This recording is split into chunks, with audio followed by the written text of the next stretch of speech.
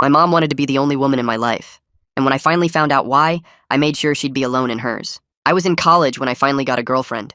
Lucy was beautiful, and she looked like a cinnamon roll. We dated for 6 months before I worked up the courage to bring her home to meet my mom. "It'll be fine," she said, squeezing my hand. "Mom's always loved me." Mom opened her door with a smile until she saw Lucy. "Oh," Mom's smile froze. "You didn't tell me you were bringing someone." Lucy tried to break the tension. "It's so nice to finally meet you, Mrs." "I'm sure it is," Mom cut her off. Then she turned to me, her voice getting sweeter.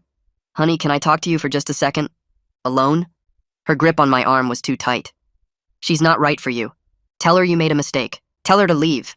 "Mom, no. We've been together 6 months." She started crying. "If you loved me, you'd understand. No one will ever love you like I do." I'd heard this speech before. But this time, something felt different. Maybe it was knowing Lucy was waiting outside. Maybe it was the way Mom's tears turned on so fast. I went back to the living room where Lucy was still standing by the door.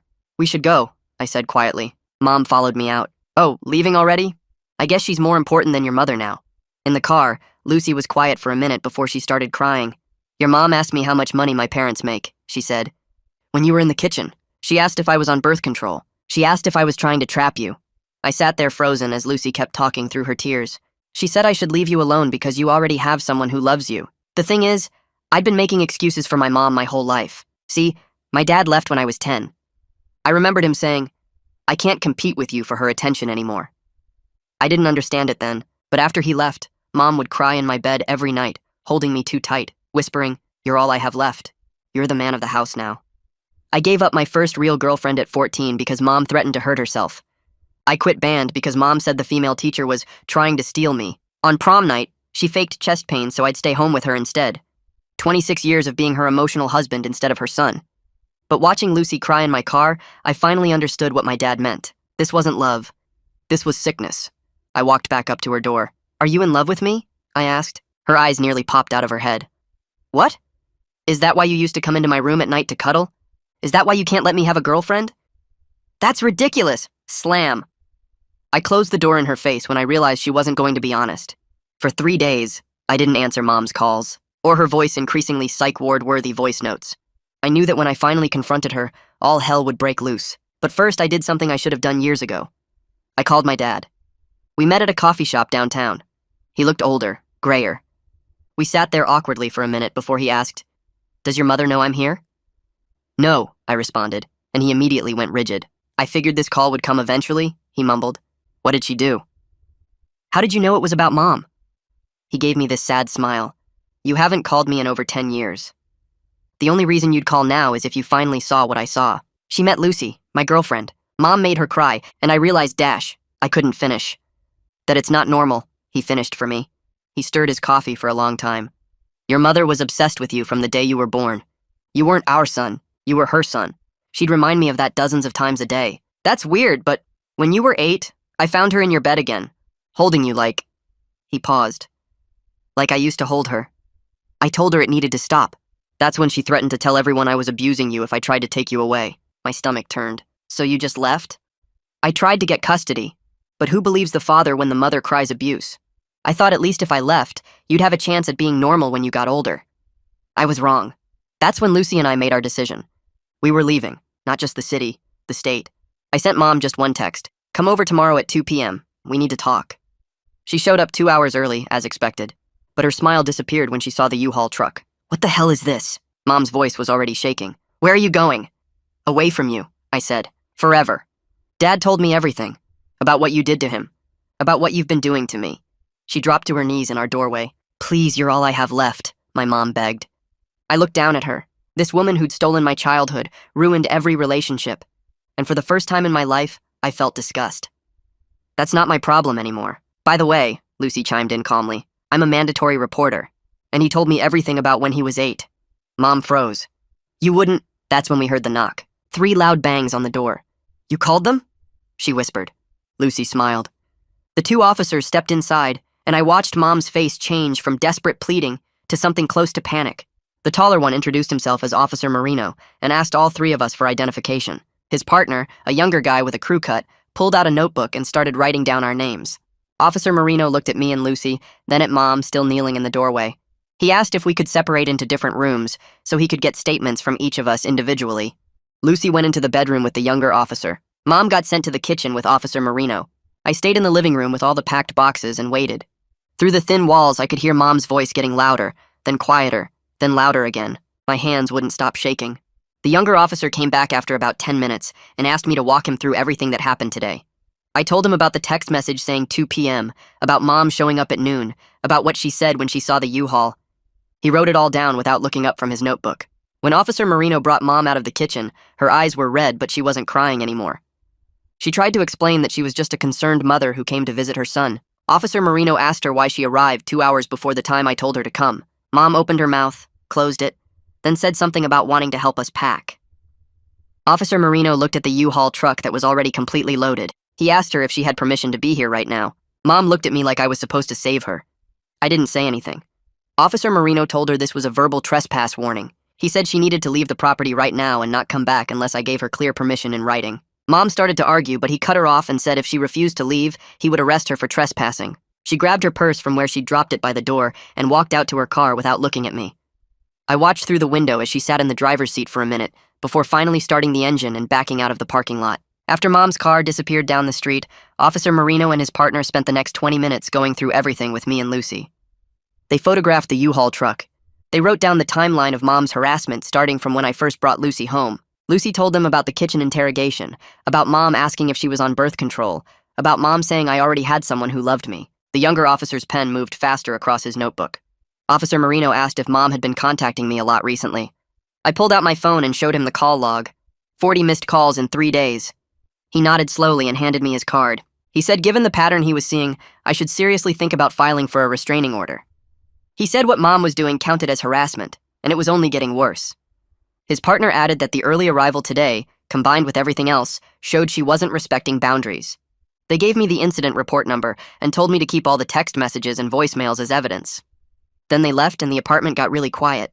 Lucy and I sat on the couch surrounded by boxes, both of us shaking from adrenaline that had nowhere to go anymore. She asked if I was okay. I realized I actually was.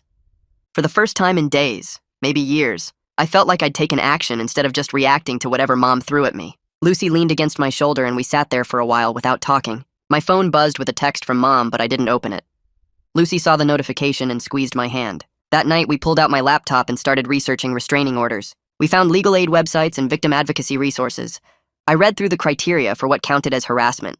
The list included obsessive calling, showing up uninvited, threats of self-harm to control someone's behavior, and interference with relationships. It was like someone had written a description of my entire life with Mom. Lucy pulled up a page about emotional abuse and read parts of it out loud. The section on reasonable fear explained that you didn't need to be physically threatened to get protection. Years of manipulation and control counted. The early arrival today after being told 2 p.m. counted. The 43 messages in 1 week definitely counted.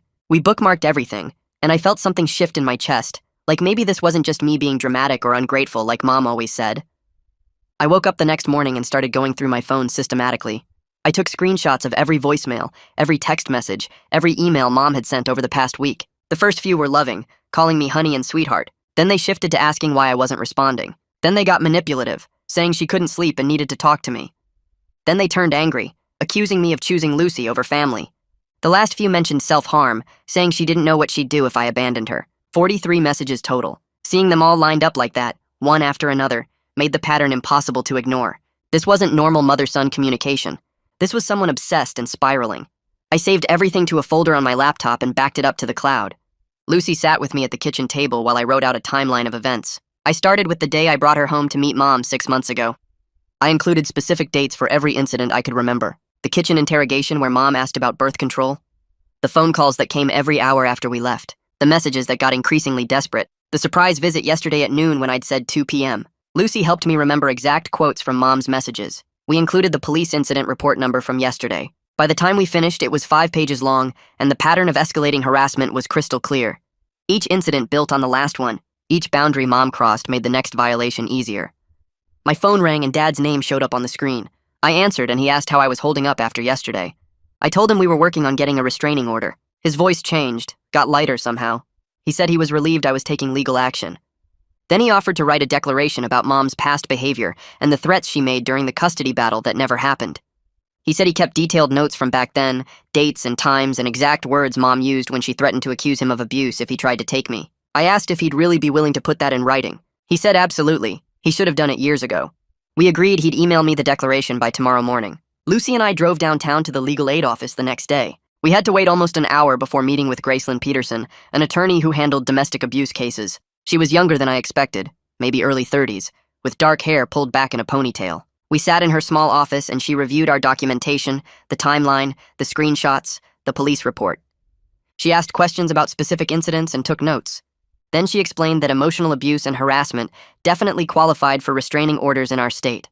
She said the police report and witness statements from Lucy made our case even stronger. Having Dad's declaration about the historical pattern would help too. I felt my shoulders relax for the first time since we'd walked in. Gracelyn walked us through something called the ex parte process. She said I could file for an emergency temporary restraining order today. If the judge granted it, there would be a hearing in about 2 weeks where Mom could respond and tell her side. But the temporary order would go into effect immediately once Mom got served with the papers. That meant she'd have to stay away from me right away, not in 2 weeks. Gracelyn explained that Mom would be prohibited from contacting me in any way, directly or through other people. She'd have to stay at least 100 yards away from me, my home, my school, and my work. If she violated the order, she could be arrested. I looked at Lucy and she nodded. We were doing this. I told Gracelyn I wanted to file today. Gracelyn pulled out a thick stack of forms and spread them across her desk. She explained each section while I picked up the pen, my hand already feeling heavy. The petition asked for specific incidents with dates and descriptions. I started with the most recent stuff, the kitchen interrogation Lucy described, then worked backward through the years. Writing about prom night felt weird, like I was telling someone else's story. I had to describe how Mom faked chest pains and called an ambulance, how I stayed home in my rented tux while my date went alone. The pen cramped my hand as I wrote about the band teacher Mom accused of inappropriate behavior, forcing me to quit something I actually loved. Each incident looked smaller when reduced to legal language on these official forms, but together they formed a pattern I couldn't ignore anymore. My handwriting got messier as I filled page after page, incidents from middle school and high school and college all bleeding together into one long record of Mom controlling my life. Gracelyn checked each page as I finished, nodding and making notes in the margins about which details strengthened the case. Lucy sat beside me and started her own declaration form. She wrote in neat print, describing exactly what Mom said in the kitchen that first day. Her professional voice came through even in writing, as she explained how Mom's questions about birth control and money and trapping me met the legal criteria for harassment. She included specific quotes, Mom's tone of voice, the way she blocked the kitchen doorway. Lucy's training as a mandatory reporter showed in how she documented everything, clinical and detailed and impossible to dismiss. She described feeling threatened and uncomfortable, how Mom's behavior toward me raised red flags about emotional abuse. Reading over her shoulder made me realize how serious this all looked from the outside, how someone trained to spot abuse patterns saw exactly what I'd been making excuses for my whole life. Lucy signed and dated the bottom of her declaration, then Gracelyn added it to our growing file of evidence. We drove downtown to the courthouse and found parking in a garage 2 blocks away. The courthouse was this old stone building with metal detectors at the entrance. We went through security and found the clerk's office on the 2nd floor. Gracelyn handed our petition to the clerk behind the counter, a middle-aged woman who barely looked up as she stamped received on each page. The clerk told us the judge would review it tonight, and we should hear back within 24 hours about whether the temporary order was granted. Gracelyn explained that if approved, the order would take effect immediately once Mom got served with the papers. I signed the final page while the clerk made copies, my signature looking shaky next to Lucy's steady print. Walking out of the courthouse felt surreal, like I'd just set something in motion I couldn't stop. I felt powerful and scared at the same time. This made everything official. There was no taking it back now. The paperwork was filed, and a judge would decide if my mom was dangerous enough to legally keep away from me. That evening, I tackled a practical problem I'd been avoiding. Mom was the account holder on our shared phone plan, had been since I was 16 and got my first cell phone. I couldn't risk her using that access to track my location or cut off my service right when I needed it most. Lucy and I went to the phone store near campus, and I opened a completely new plan under my name. The activation fees hurt, almost $200 I didn't really have. The early termination penalty from Mom's plan was another $150. But I handed over my credit card anyway because I couldn't let Mom have any way to find me or control my communication. The store employee transferred my number to the new account, and I watched my phone reboot with the new carrier. Lucy added her line to my plan so we'd be on the same account, splitting the monthly cost. I sent Mom one text from my newly independent number saying I'd moved to a different plan and she was no longer the account holder. Then I turned off my phone for the rest of the night. I turned my phone back on the next morning and immediately regretted it. Mom's texts had been arriving every 30 minutes all night long. The early ones were apologies, saying she was sorry for overreacting and could we please just talk. Then they shifted to accusations, claiming Lucy had brainwashed me and I was making the biggest mistake of my life. Around midnight, the messages got desperate, saying she couldn't sleep and couldn't eat and didn't know what she'd do without me. The last one came through at 4 a.m. and just said, "If you really leave me, I don't know what I'll do." I read that one 3 times, recognizing the implied threat I'd heard so many times before.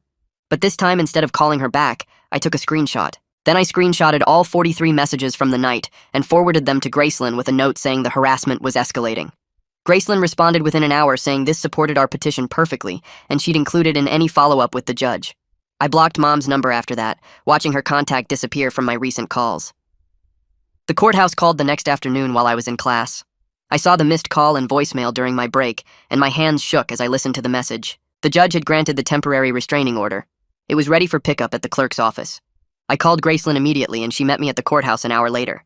She explained that now we needed to have Mom officially served with the papers, which would inform her about the order and the hearing date in 2 weeks. The order wouldn't be enforceable until Mom received it and knew the terms. Gracelyn recommended using a professional process server rather than having the sheriff do it, saying it was faster and more reliable. She gave me contact information for a service she'd used before. I thanked her and headed to the clerk's office to pick up my copy of the signed order.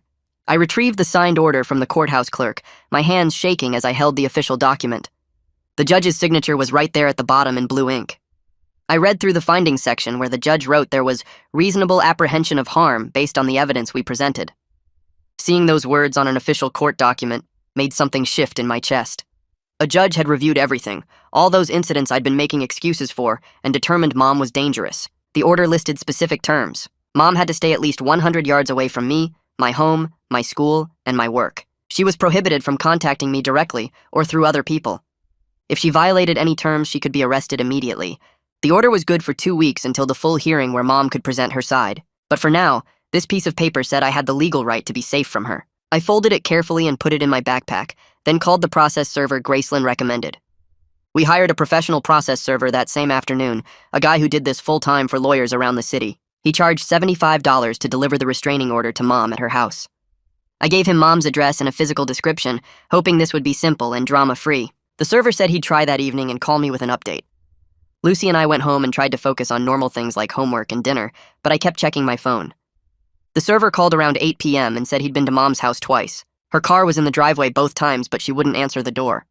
He could see lights on inside and heard movement, but she refused to come to the door. Service wasn't completed. He said he'd try again tomorrow with a different approach, maybe catch her coming or going. I thanked him and hung up, frustrated that even this couldn't be simple. Mom was avoiding the papers, probably knowing they were coming, making this process drag out longer. My email dinged late that night and I saw Dad's name in my inbox. He'd sent scanned copies of notes he kept when I was 8, 9, and 10 years old. The files were pages and pages of his careful handwriting, dates and times and descriptions of Mom's behavior. I opened the first one and saw an entry from when I was 8. Dad wrote that he found Mom in my bed again at 2 a.m., holding me while I slept. He confronted her the next morning and she said I needed her. Another entry described how Mom told him I was her son, not ours, and he had no say in how she parented me. The entries from when I was 9 showed the pattern getting worse. Mom wouldn't let Dad take me anywhere alone. She accused him of trying to turn me against her. The entries from when I was 10 were the most damaging. Dad documented Mom's exact threats about claiming he abused me if he tried to get custody. He wrote down her words, how she said no one would believe him over a crying mother. Reading these notes made everything Dad told me at the coffee shop feel more real. He'd been documenting this for years, probably hoping he'd need it someday. I had my first appointment with Francine the next morning at her office across town. Lucy drove me because I was too nervous to focus on directions. Francine's office was in a small professional building, her waiting room decorated with calm colors and soft chairs. She came out to greet me right on time, a woman in her 50s with gray hair and a warm smile. We sat in her office and she asked me to tell her what brought me in. I started with the recent stuff, meeting Lucy and Mom's reaction, but Francine gently guided me back further. She asked about my childhood, about Mom's behavior after Dad left, about how I felt growing up. I told her about the bed cuddling and the girlfriend sabotage and the constant need for my attention. Francine listened without interrupting, taking occasional notes. Then she said something that made my whole body go still.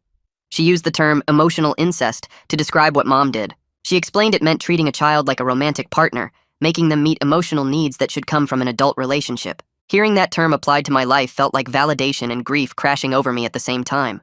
Validation because someone with professional training saw it too. Grief because it meant my childhood was even more messed up than I'd let myself believe. 3 days after the temporary order was granted, I was walking out of my psychology lecture when I saw her. Mom stood by the bike racks outside the building, scanning faces as students poured through the doors. My stomach dropped and I froze on the steps. She spotted me and started walking forward with her arms outstretched like she expected a hug. I backed up into another student and pulled out my phone to call campus security. Mom kept coming closer, calling my name, saying she just wanted to talk for 5 minutes. Other students were staring now and I felt my face get hot. I told her to leave and that she was breaking the restraining order. She said the order was stupid and I was being dramatic. A guy in a security uniform jogged over from the parking lot before Mom could get within 10 feet of me. He stepped between us and asked Mom to stop. She tried to go around him, but he moved to block her again. He asked for her name and she refused to give it, saying this was between her and her son. The security officer, whose name tag said Apollo, asked me if I wanted this person removed from campus. I said yes, and that there was a restraining order. Mom's face went red and she started yelling that I was ruining her life over nothing. Apollo called for backup on his radio, and another officer arrived within 2 minutes. They walked Mom to the parking lot while she kept turning back to shout at me. Apollo came back and asked me to file an incident report at the security office. I spent 40 minutes filling out forms and giving statements. Apollo printed everything and gave me copies, explaining I should send these to my lawyer as proof Mom violated the order. I forwarded the whole report to Graceland before I even left the building. That night, Lucy came home from her internship and dropped her bag by the door without saying anything. She sat on our couch and just stared at the wall for a full minute. I asked what was wrong and she said she was tired. Not regular tired, but the kind that goes into your bones.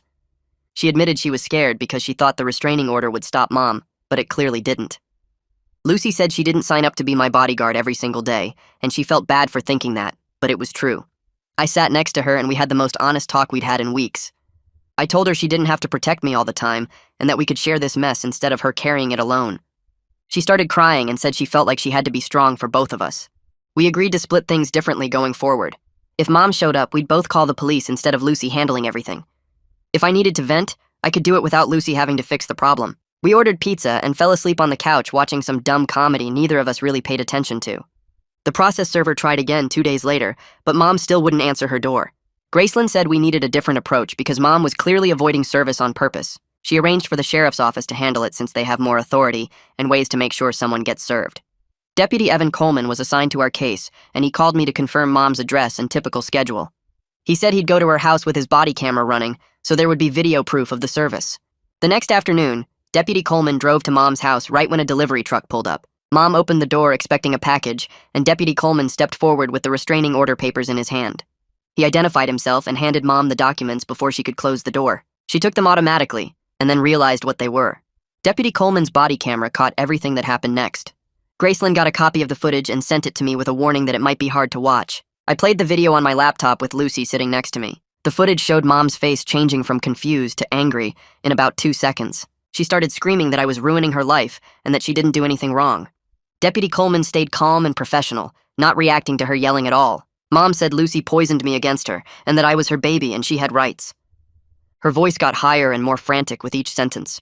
She called me ungrateful and said I'd regret this. Deputy Coleman waited for her to finish and then explained the terms of the restraining order in simple language.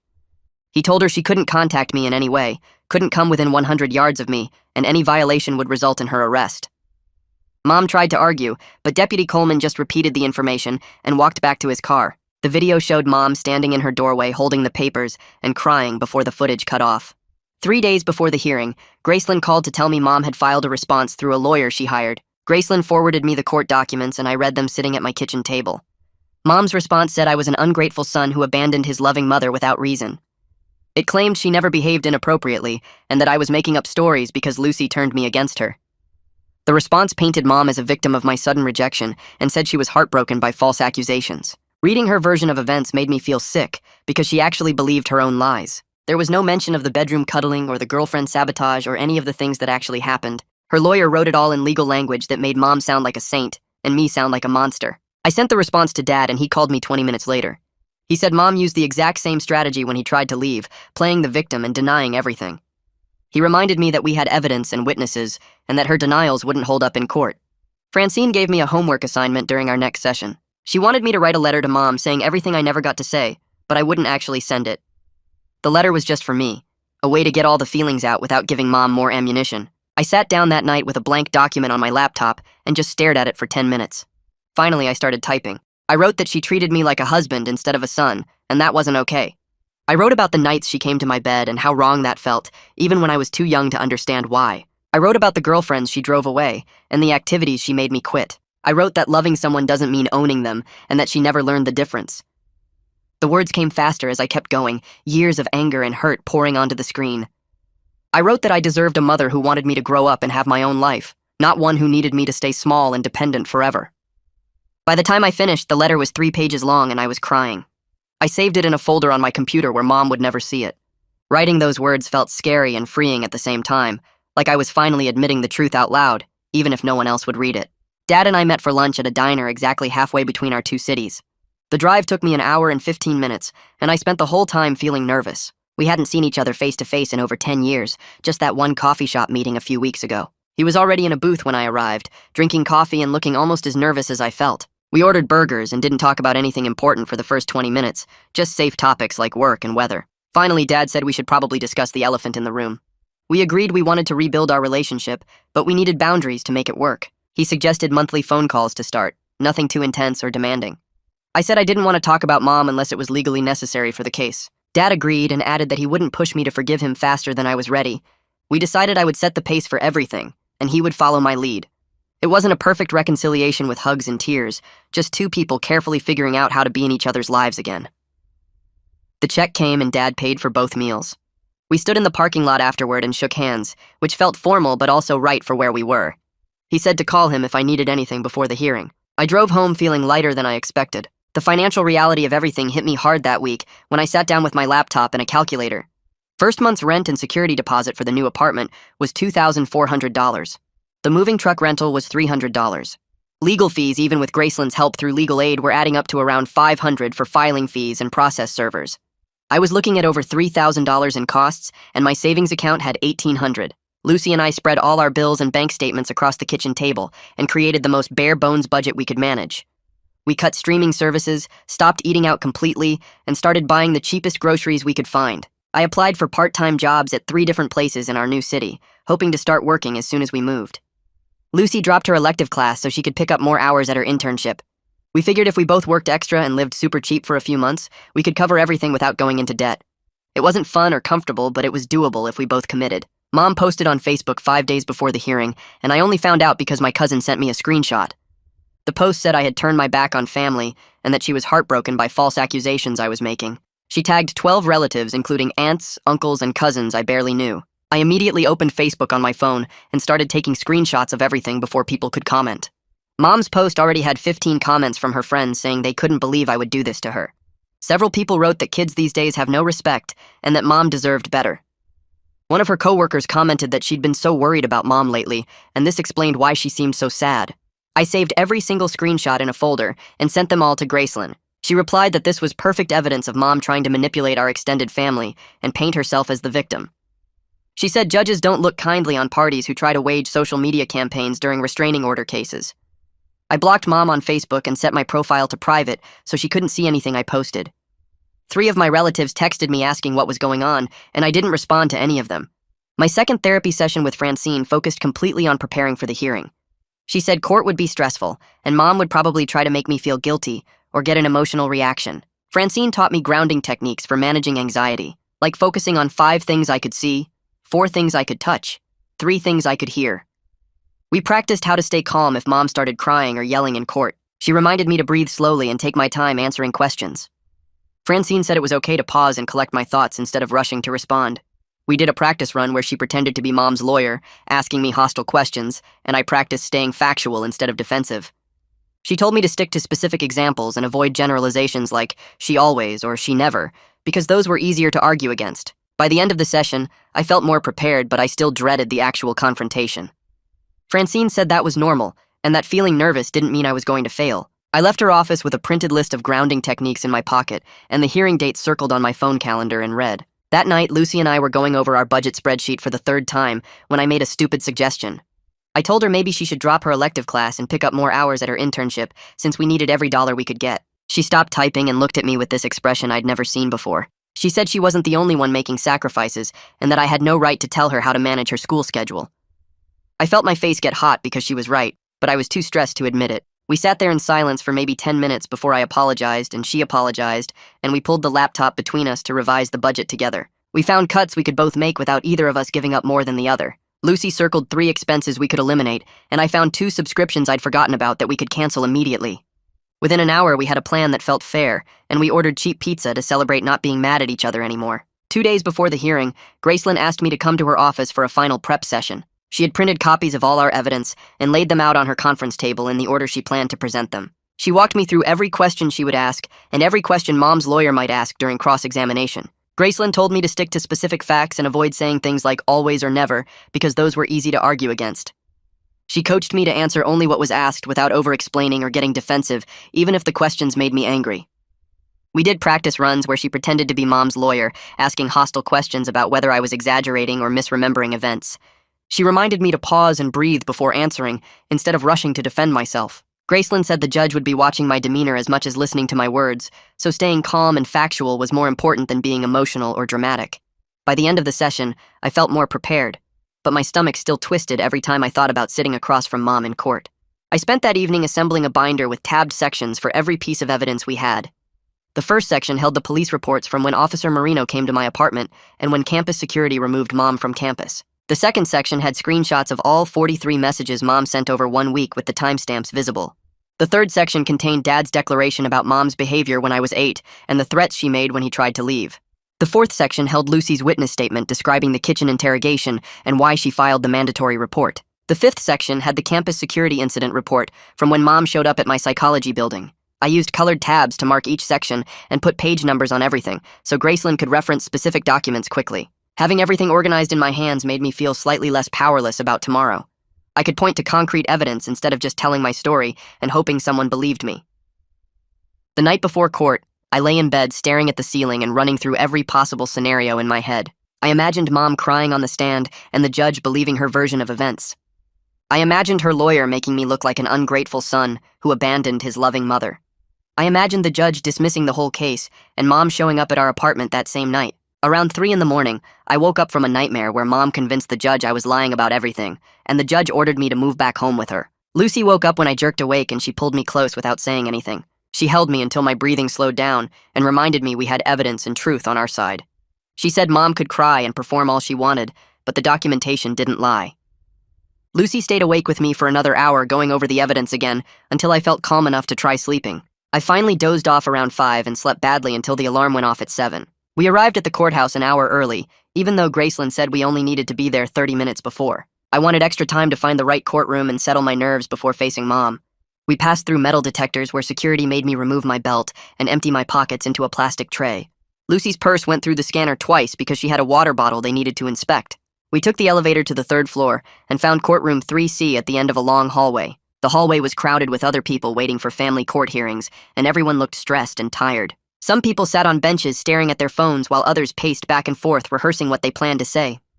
A woman near us was crying quietly, while an older man who might have been her father patted her shoulder. The whole place smelled like industrial cleaner and anxiety. We found an empty bench and sat down to wait.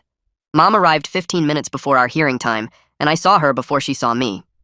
Her lawyer had already checked in with the clerk according to the board outside the courtroom. She was dressed conservatively in a navy blue dress and low heels instead of her usual casual clothes. Her eyes were red and puffy like she'd been crying all morning, or maybe hadn't slept at all. When she finally spotted me across the hallway, her face crumpled and she looked away quickly. I felt a flash of the old guilt seeing her look so sad and small. For just a second, I wanted to go over there and tell her everything would be okay, like I'd done 1,000 times before. Then I remembered Lucy crying in my car, and the 43 manipulative messages, and Dad's story about the threats, and the guilt dissolved into something harder. I looked away from Mom and focused on the courtroom door instead. The clerk called our case number, and we stood up to enter the courtroom. Lucy squeezed my hand once before letting go. We walked through the heavy wooden doors and took seats at the petitioner's table on the left side of the room. Mom and her lawyer sat at the respondent's table across the aisle, and I could feel her staring at me, but I didn't look over. The judge was already at the bench reviewing our file and making notes. She was an older woman with gray hair pulled back and reading glasses perched on her nose. After a few minutes, she looked up and asked me to approach the witness stand to testify first about why I was seeking the restraining order.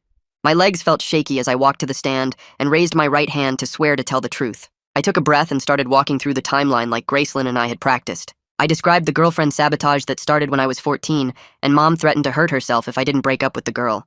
I explained how she made me quit band because she said the female teacher was trying to steal me away. I told the judge about prom night when Mom faked chest pains, so I would stay home with her instead of going to the dance. I described Dad's departure when I was 10 and what he told me about Mom's obsession and threats. Then I moved to recent events, starting with bringing Lucy home to meet Mom and the kitchen interrogation.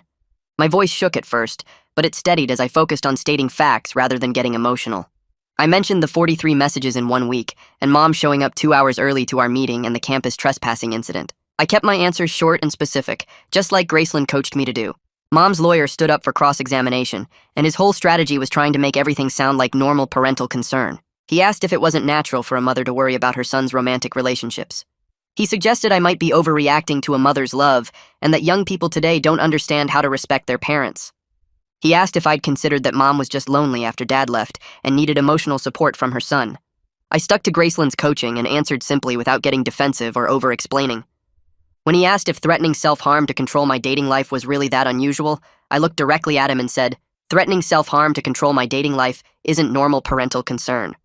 The judge wrote something down when I said that. Mom's lawyer tried a few more questions, but I kept my answers factual and brief, and eventually he sat down looking frustrated. Lucy testified next, and she used her professional voice from when she does presentations at her internship. She described the kitchen interrogation in specific detail, including the questions about her parents' money and whether she was on birth control. She explained that as a mandatory reporter, she recognized the pattern of emotional abuse and boundary violations in what I told her about my childhood. Lucy said she felt compelled to make the report because the behavior met the criteria for psychological harm, even though no physical abuse occurred. She stayed calm and credible the whole time, and I watched the judge taking notes during her testimony. Mom's lawyer tried to cross-examine Lucy, but she didn't get flustered or defensive. She just repeated the facts in the same steady voice until he gave up and sat down.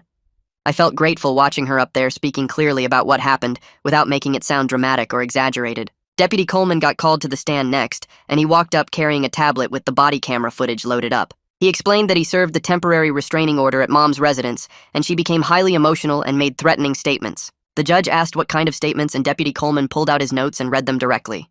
Mom had screamed that I was ruining her life and that she was the victim and that Lucy poisoned me against her. The judge asked if the body camera footage captured this interaction, and Deputy Coleman confirmed it did. Graceland stood up and requested that the court view the footage as evidence of Mom's instability and violation of boundaries. Mom's lawyer objected, but the judge overruled him and asked the bailiff to set up the screen. Watching that footage in the courtroom felt weird and painful at the same time. There was Mom on the screen answering her door and Deputy Coleman handing her the papers. Her face went from confused to shocked to completely falling apart in about 5 seconds. She started screaming and crying and saying things that sounded totally unhinged when you heard them played back in a quiet courtroom. The judge watched without any expression on her face and took notes while the video played. When it ended, Deputy Coleman explained that he remained professional throughout and reminded the respondent of the hearing date before leaving. Mom's lawyer tried to cross-examine him, but Deputy Coleman stuck to the facts and his testimony was solid. Then the judge asked if the petitioner had any additional evidence, and Graceland said we had one more witness. Mom's lawyer looked surprised because they clearly didn't know about Dad's declaration. The judge called a 5-minute break before the next phase, and I sat there feeling like my heart was going to explode out of my chest. Lucy reached over and squeezed my hand under the table. When we came back from the break, Graceland stood up and said she wanted to present a written declaration from my father. She handed copies to the judge and to Mom's lawyer, and I watched Mom's face go white. The judge started reading Dad's declaration, and the courtroom got completely silent, except for the sound of pages turning. Dad had written everything out in detail starting from when I was born, and Mom refused to let him help with basic baby care. He described how she told him I was her son, not our son, and how she pushed him away from every parenting moment. Then he got into the stuff from when I was 8, and how he found her in my bed holding me inappropriately. He wrote about the threats she made when he tried to stop it, and how she said she would tell everyone he was abusing me if he tried to take me away. The judge kept reading, and her expression got more serious with each page. When she finished, she looked up at Mom's lawyer and asked if he had any response to these allegations about past threats and manipulation. Mom's lawyer shuffled through his papers looking totally lost and finally said he was not aware of this history and would need time to consult with his client. The judge said that wouldn't be necessary and asked if the respondent wished to testify on her own behalf. Mom's lawyer leaned over and whispered to her for a minute and then told the judge that yes, she wanted to testify. Mom stood up and walked to the witness stand, and before the bailiff even finished swearing her in, she started crying. She told the judge she was a devoted mother who sacrificed everything for her son after his father abandoned them. She said she never threatened anyone, and I was confused because Lucy had manipulated me and turned me against my own mother. Her voice got louder and higher with each sentence, and she kept looking at me like she was begging me to stop this. The judge let her talk for a few minutes and then held up her hand. She redirected Mom to answer specific questions about the documented incidents instead of making general statements. She asked about the 43 messages in 1 week, and Mom said she was just worried about me. The judge asked about showing up 2 hours early to our meeting, and Mom said she was excited to see me. Then the judge asked about the campus trespassing incident, and Mom's story started falling apart. She claimed she was just checking on me because I wasn't answering her calls, but the judge pointed out that I was an adult and had the right not to answer. Mom started talking about Lucy again and saying she corrupted me, and the judge interrupted her firmly. She told Mom to stick to answering the questions asked and not speculate about other people's motives. Mom couldn't explain away any of the evidence, and her answers got more desperate and less believable. Her lawyer tried to object a few times, but the judge shut him down. Finally, the judge said she had heard enough testimony and needed to review all the evidence. She announced a 10-minute recess, and everyone stood up as she left the courtroom. I walked out into the hallway with Lucy and Gracelyn and felt like I was going to throw up. My hands were shaking and my stomach was doing flips, and I couldn't tell if the hearing went well or terrible. Gracelyn put her hand on my shoulder and said the hearing went very well and the evidence was strong. She explained that the judge saw through Mom's manipulation tactics, and the body camera footage plus Dad's declaration were powerful proof of the pattern. Lucy stood close to me and I could feel her warmth, but I couldn't relax until I heard the actual ruling. Those 10 minutes felt like 10 hours. We went back into the courtroom and sat down, and the judge came back out. She looked at both sides and started speaking in a calm, clear voice.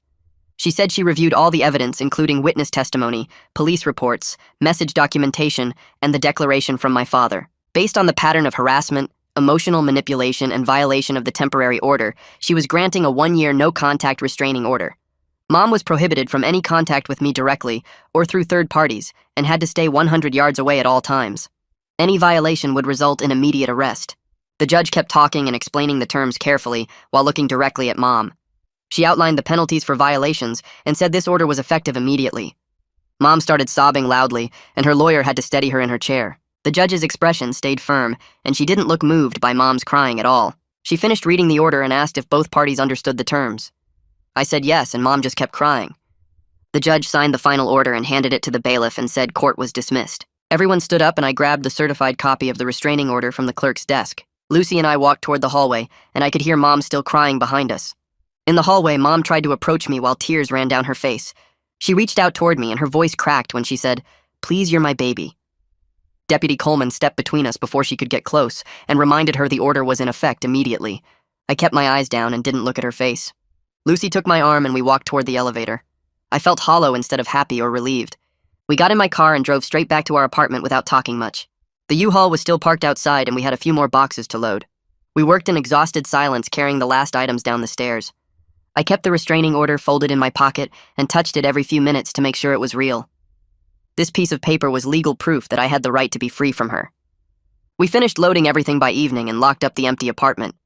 The drive to our new state took 8 hours and we barely talked for the first half.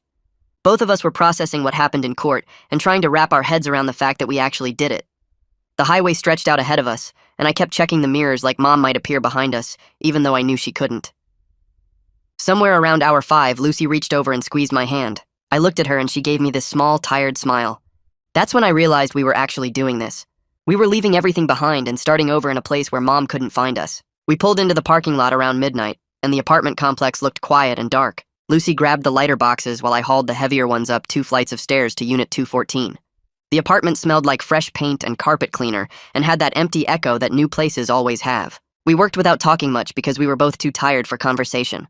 I dropped a box labeled kitchen in the middle of the living room floor and looked around at our tiny 1-bedroom with its basic white walls and standard rental fixtures. The place was maybe 600 square feet total, but it was ours, and nobody here knew Mom or had any connection to my old life. Lucy set down the last box and leaned against the doorframe looking exhausted. We still had the U-Haul to return in the morning, but for now we just stood there in our empty apartment surrounded by cardboard boxes. Something about being here in this small space with Lucy made me think maybe we could actually build something normal. I unrolled our mattress in the bedroom, and we collapsed on it fully clothed without even bothering to find sheets. The next morning, we tackled the IKEA bookshelf we bought 2 weeks ago. Lucy insisted we should follow the instructions step by step, while I thought we could just figure it out by looking at the pictures. She spread out all the pieces on the living room floor and started sorting screws into little piles. I grabbed 2 panels and tried to fit them together without checking the diagram. We argued about it for 10 minutes before Lucy started laughing at how stupid we were being over a cheap bookshelf. I started laughing too, and we ended up sitting on the floor giggling like idiots while surrounded by particle board and Allen wrenches. We finally finished the bookshelf using the instructions and ordered pizza because neither of us had energy to cook. The pizza place didn't deliver, so I walked 3 blocks to pick it up and carried it back in the dark. We ate sitting on the living room floor with the bookshelf as our only furniture, and it felt more like home than anywhere I lived with Mom ever did. I set up my laptop on a cardboard box the next day and logged into the telehealth portal. Francine's face appeared on screen, and she asked how the move went and how I was feeling after the hearing.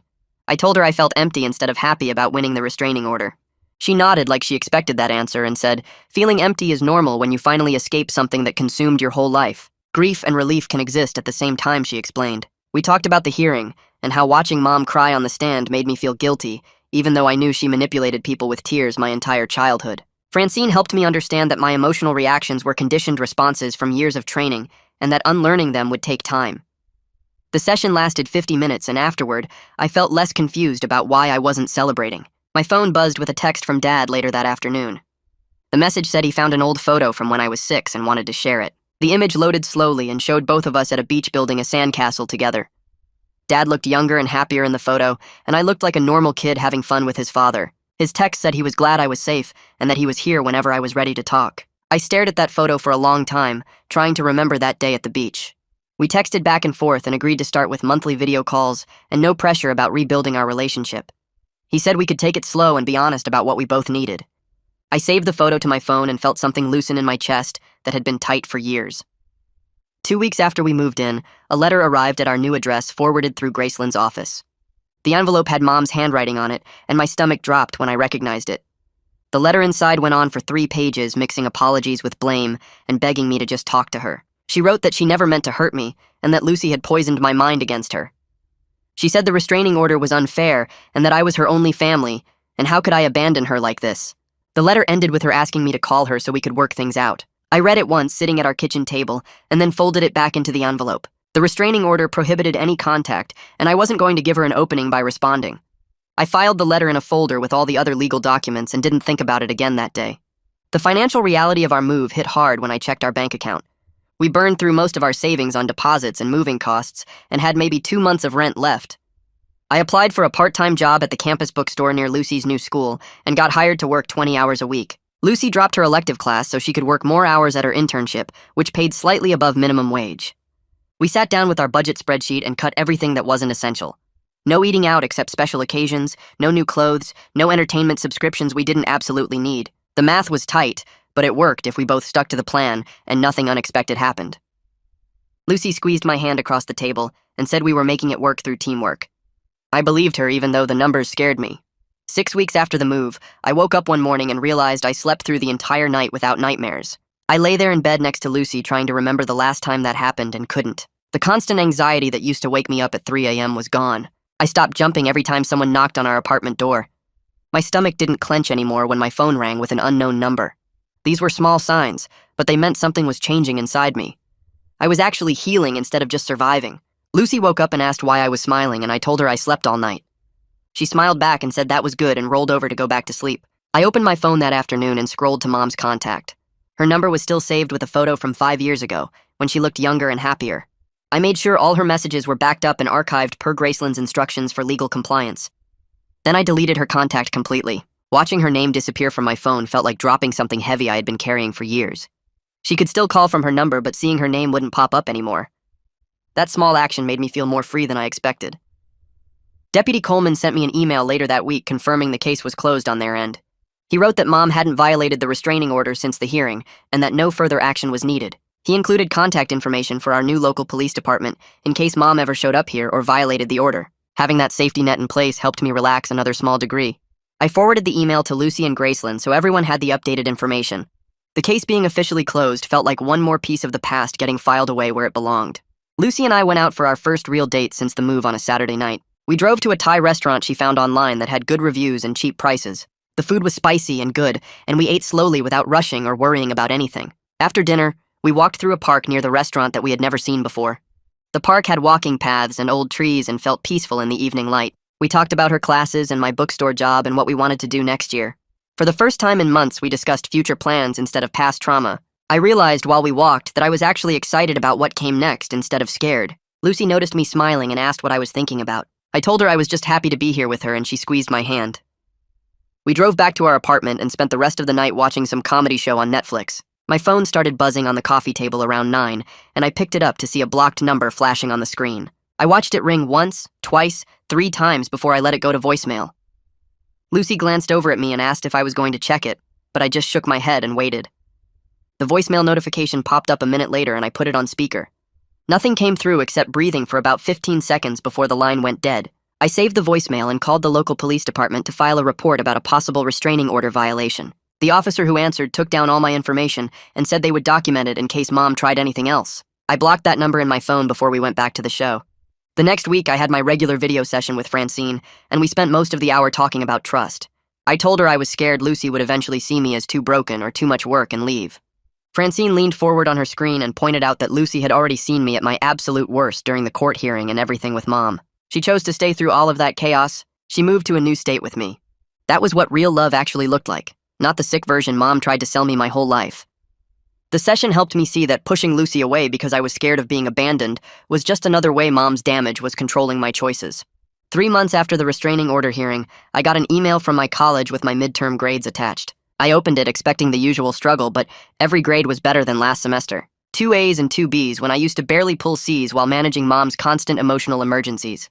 I sat there staring at my laptop screen and realized how much mental space she had taken up in my brain. All that energy I used to spend worrying about her feelings or predicting her next breakdown was now going toward actually learning things in my classes. It felt weird to succeed at something without her voice in my head, telling me I was abandoning her by focusing on the school. On Tuesday evening, Lucy brought home Chinese food, and we sat on our living room floor with the containers spread out between us. Some action movie played on the TV, but neither of us really watched it. We just ate and talked about normal things like her annoying coworker and my upcoming essay deadline. I grabbed an egg roll and felt this calm wash over me that I had never experienced before. The blocked call from last week did not make me jump at every unknown number anymore.